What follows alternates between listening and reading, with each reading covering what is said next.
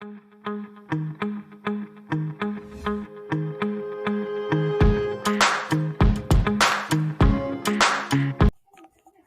semua pelajar, perkenalkan nama saya Nimade Widiantari.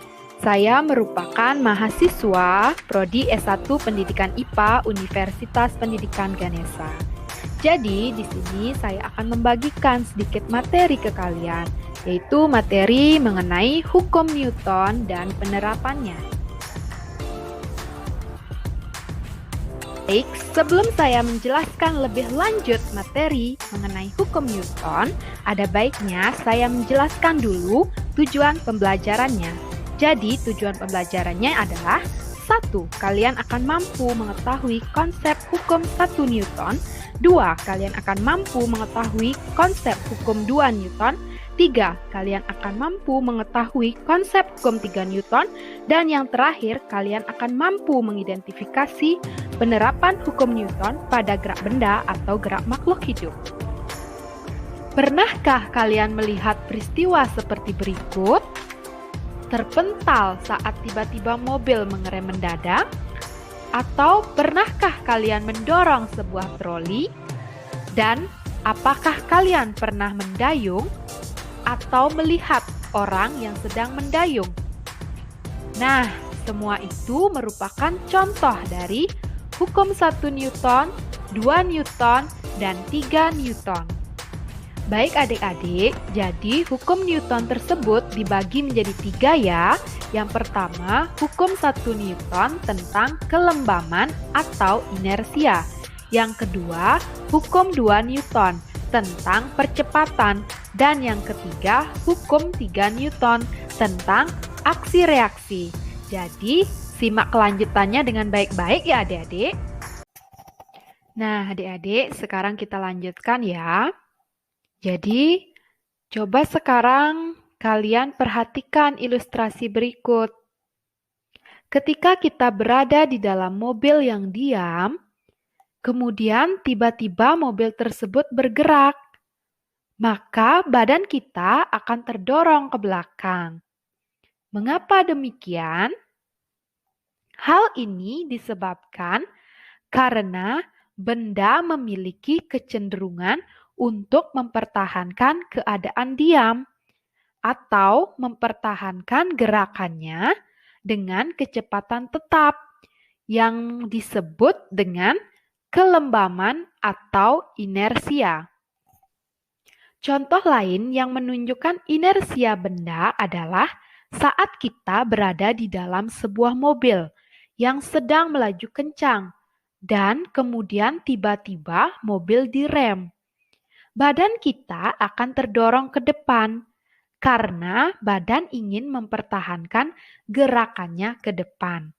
Seperti ilustrasi tersebut, terdapat sebuah pengendara mobil yang sedang melaju kencang. Namun, pengendara harus mengerem secara mendadak, sehingga pengendara tersebut terpental ke depan karena ingin mempertahankan keadaannya.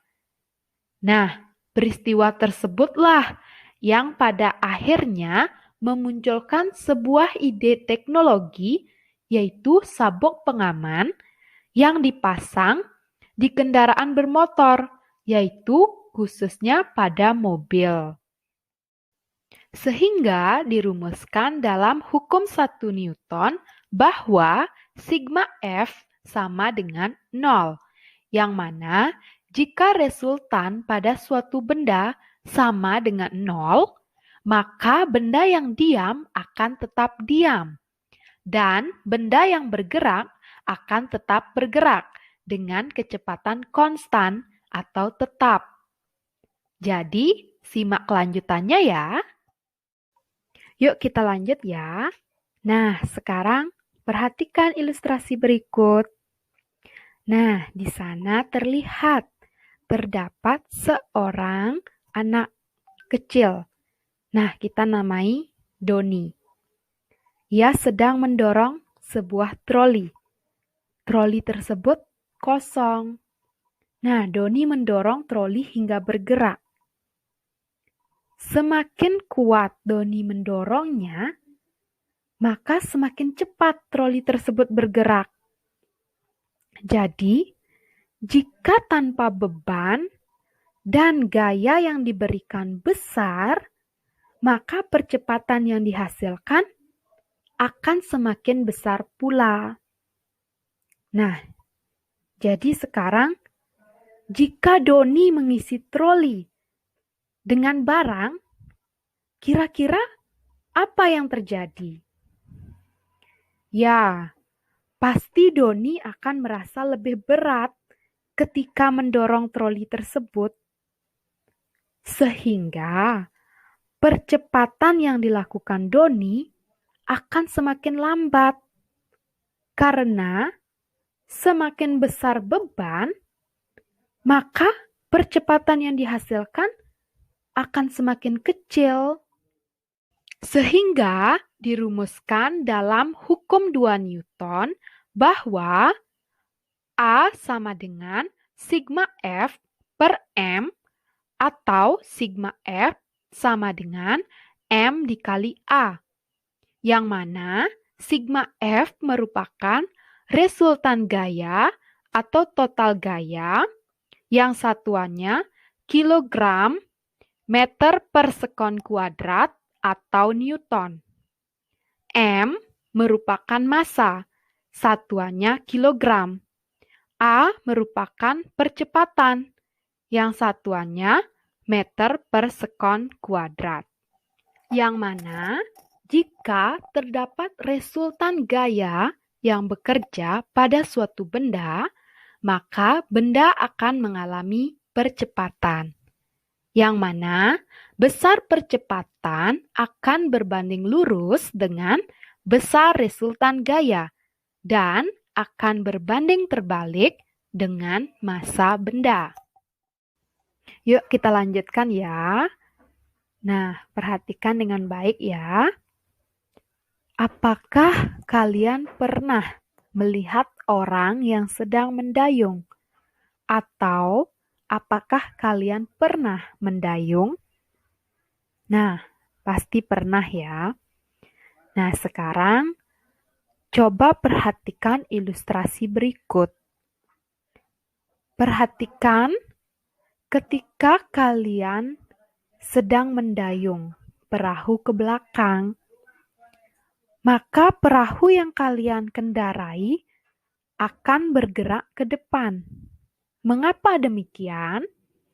Ya, hal ini terjadi karena terdapat gaya aksi yang kalian berikan melalui dayung. Ketika kalian mendayung, itu termasuk gaya aksi. Sehingga perahu tersebut akan bergerak ke depan. Nah, pergerakan perahu yang ke depan inilah yang dinamakan gaya reaksi yang berlawanan arah dengan gaya aksi. Jadi, ketika kalian mendayung ke belakang, itu merupakan gaya aksi. Sedangkan ketika perahu ke depan, itu merupakan gaya reaksi yang berlawanan arah dengan gaya aksi. Gimana? Apakah kalian paham? Sehingga dirumuskan bahwa F aksi sama dengan minus F reaksi, yang mana gaya aksi akan sama dengan gaya reaksi.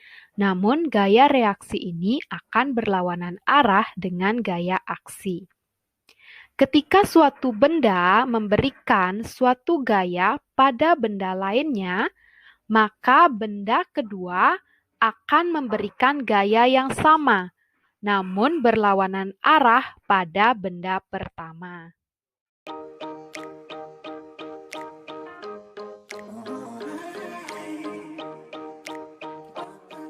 Untuk dapat menambah pemahaman kalian, adik-adik dapat memperhatikan ilustrasi berikut ini. Dan adik-adik juga dapat melakukan percobaan ini di rumah ya.